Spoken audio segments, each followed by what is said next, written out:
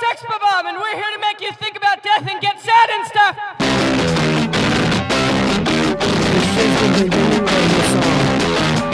Unhearing voices and voices, the tremble of cold, the feminine abyss, and reaching my threshold, staring at the truth till I'm blind.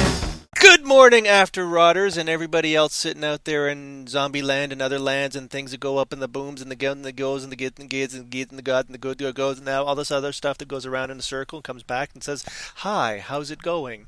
Tonight we have a special edition of AfterRot going on. We have cast and crew and peoples and some other things in there as well from this new thing called Dracula's Winkee. We have a Gregory L. Hall. That's me. We have a David Dunwoody. Hey! And we have an Alethea Contis. And I hopefully pronounced her name right. That was perfect, darling. Yay! I got it right. And this is the fun team that has brought us this wonderful thing called Dracula's Winkee. And for those who don't know it, they should check it out on YouTube and other places, which we are horrendously exploiting over across the internet. They should check that out. So, welcome to the AfterRot people of the Winkee. And is that how we're going to say it? I think that's how I'm going to say it now. Of the Winkee? The people of the Winkee? People of the Winkee. What we need to do is, because just to backfill a little bit, although the podcast is new, it's a 9-episode podcast. Although the podcast is new, Dracula's Winkee has been around for a long, long time. In fact, Zombie Zach, you were one of the very first people that probably was part of it way back in the old Choate Road days. Remember the old horror site we used to run? I remember the Choate Road. I was just going to say, as you started saying, oh, it's been around for a while, I was going to say, and turtles swim. Right, turtles swim. Exactly. It started off as a weird serial we just ran on a site we used to have called Choate Road. And I was just doing it to fill up space on the website and have fun. And then it just kind of steamrolled and exploded. And it's been in short story anthologies over the years. And it's actually, I get a lot of requests to do it during conventions to do readings with Dracula's Winkee. In fact, my favorite reading of all time for Dracula's Winkee, I did with the lovely Alethea Contis. And it's on YouTube still. I love it. I go back and watch it again when I need to be happy. Do you really? I haven't seen it in a while. Oh my god, it's so great. My accent was perfect. It wasn't even that perfect in the podcast. It was perfect for that performance. I wish I could repeat that. Well, I think part of the deal was that it was because we were side by side. We were able to act it out a little bit. Yeah. We're doing some kung fu kick moves. And I think now when we record the podcast, because we're all in different locations, doing it over Skype, you might just feel a little silly doing your karate kicks in your Florida home by yourself. Well, we could implement the technology that would simulate the ability of having those peoples besides each other.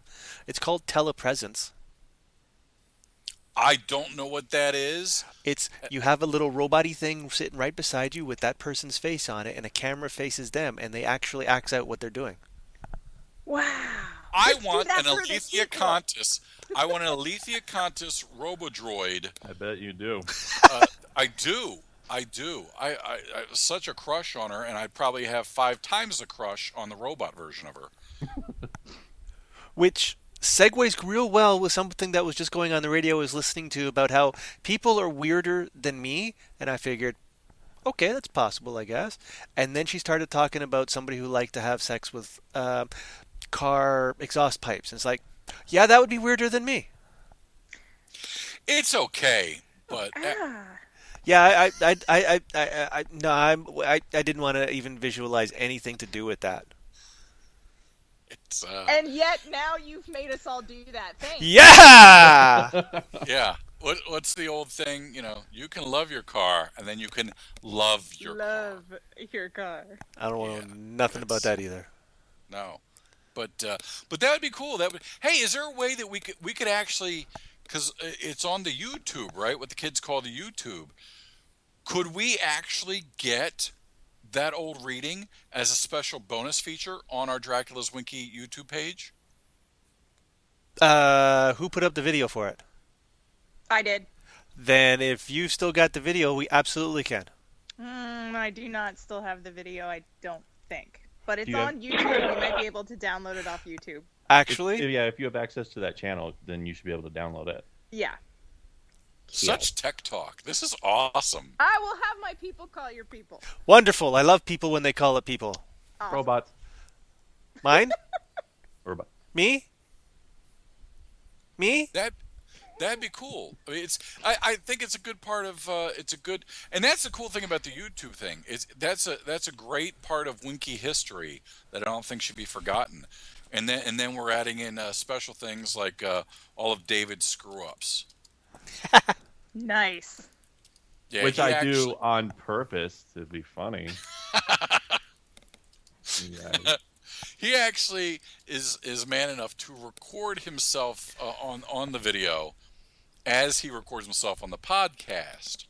So you get to see a behind the scenes look at Dracula, just doing it old school style. I didn't Why realize. didn't I think of that? Greg, oh my gosh. What? How cool would that have been? Like whole tiara and everything. Doing Gretchen. You What? could have done well. See the tiara. That's the Princess Alethea gig, and no one is the bigger, better, most awesomest princess than you are.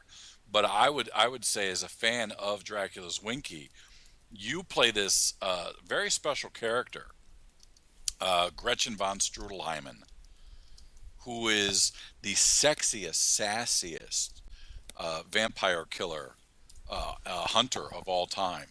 And she, of course, runs into Dracula multiple times during the podcast, during the episodes. She plays a very important part and a very important role in Dracula's life. But because she's like that very special, sexy, sassy lady, that's what I think you should give the fans if we record any of this. Yes. You don't think I'm super sassy, sexy anyway? I do, but there's Princess Sexy Sassy, and then there's Gretchen.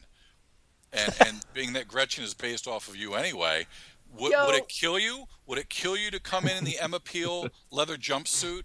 Would that hurt? I mean, why not? I do own a pair of leather pants. I'm not sure if I can still fit into them, but I'll think about that. Use the power of positivity. You can do it. Yes. If yes. you don't do First, it, then I'm we're gonna going to write use a the novel. robot. Yeah. If not you, the robot. If not Right. you, the robot Alethea. Perfect. One of you two. Deal. Because it's Gretchen has a very specific look and outfit, and Okay. she So is. wait, when Dave does he dress up as Dracula when he reads his lines? Greg? He dresses up like Dracula. He does. My vote was yes. Yeah, he looks just like Okay. Dracula. It's like if Dracula was wearing like a t-shirt and shorts. Yeah, like a white T-shirt, just hanging out doing a podcast. Right. That's exactly what Dracula looks. And glasses and scruffy face. Right. Yes. Okay. It's Weekend Warrior Dracula. Yeah. It's laid back, relaxed, chill. Surfer Dracula. Chillin'. Yeah, Surfer Dracula. That's my favorite Gretchen scene is when she seduces Dracula. And by the way, for those of you who are wondering what the hell Dracula's Winkee is about, 'Kay. it's a paranormal romance, much like all the stuff that's out there today. The TV series with all the sexy male vampires and the books with all the sexy male vampires and all that kind of stuff. Except for we made it a little bit more realistic, being that Dracula's 600 years old and he has a problem with blood flow, being a vampire. There's no little blue pill that can help him. So the story is about the tragic, it's about the tragedies of his Winkee.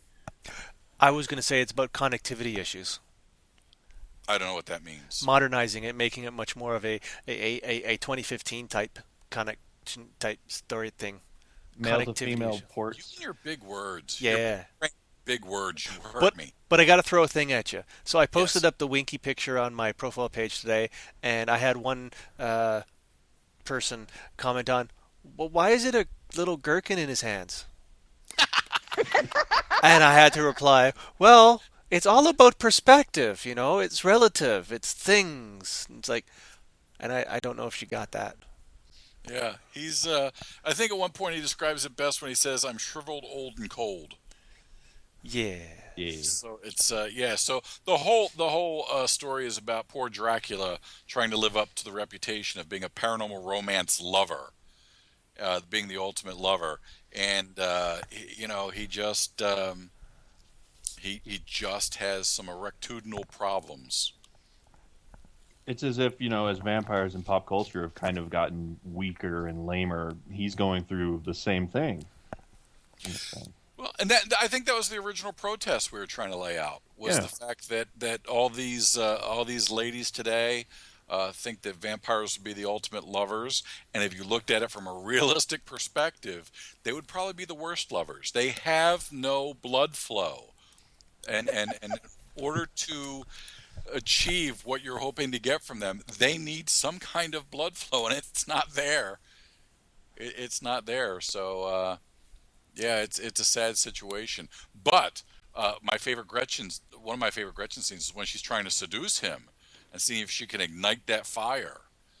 And she actually she's wearing her Emma Peel one-piece leather vampire hunting suit, and she actually seduces him by removing the suit and climbing out of the suit, which is skin tight, while never removing her big leather boots.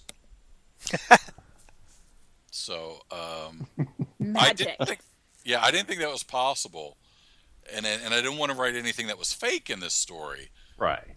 And then Alethea contacted me and said, "Did it?" I said, "Okay, then we're going with it." Everything's got to be scientifically validatable. I don't like writing things that I don't do research on. I don't ever want to have somebody tell me that's impossible to do with an Emma Peel leather jumpsuit.